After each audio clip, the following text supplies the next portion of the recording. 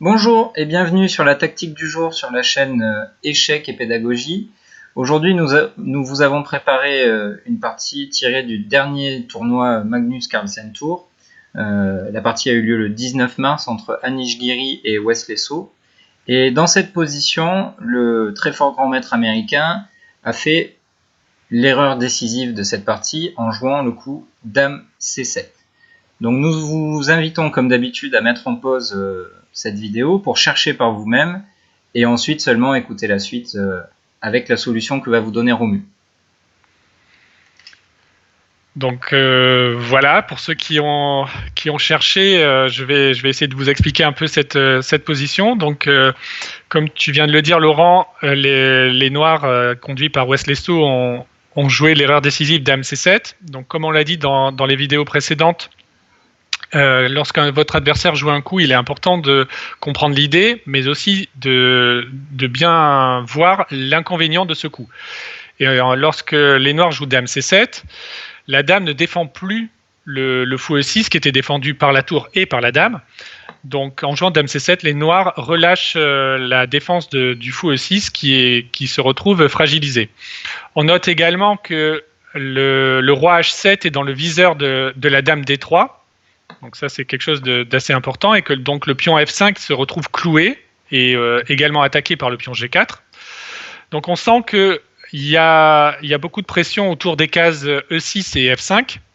Et donc, c'est sans surprise qu'une tactique apparaît dans cette position. Et bien évidemment, un joueur de la force de Giri ne rate pas ce genre de choses. Et Giri a donc réfuté le coup Dame C7 par tour prend fou E6, que je suis certain beaucoup d'entre vous ont trouvé. Donc, quelle est l'idée de ce coup ? Tout simplement, déjà de fragiliser le pion F5 puisqu'il n'est plus défendu par le fou E6 pardon, et en même temps d'attirer la tour noire en E6, case sur laquelle elle n'est plus protégée. Donc après tour prend E6, dame prend F5, échec, force un coup de roi, et les blancs continuent par dame prend tour E6 avec une pièce nette de plus, et Wesley So a abandonné bien sûr puisque le matériel est trop en faveur des blancs. Donc une belle punition de la gaffe Dame C7.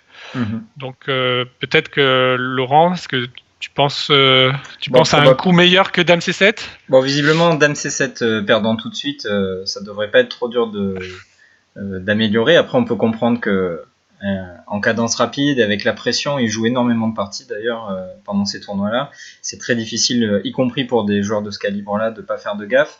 Donc a priori, le coup faux D7 aurait été plus fort pour alléger justement la pression que les Noirs subissaient sur la 8e rangée, sur les cases blanches. Et probablement, les Noirs avaient un petit avantage du fait de la paire de fous et de la faiblesse du roi blanc. C'est-à-dire que Wesley So a gaffé dans une position probablement avantageuse. Voilà, on espère que vous avez été aussi fort qu'Anish Giri, que vous avez réussi à réfuter Wesley So. N'oubliez pas de vous abonner à notre chaîne pour pouvoir tous les jours recevoir votre tactique quotidienne et faire votre travail pour progresser échiquièrement.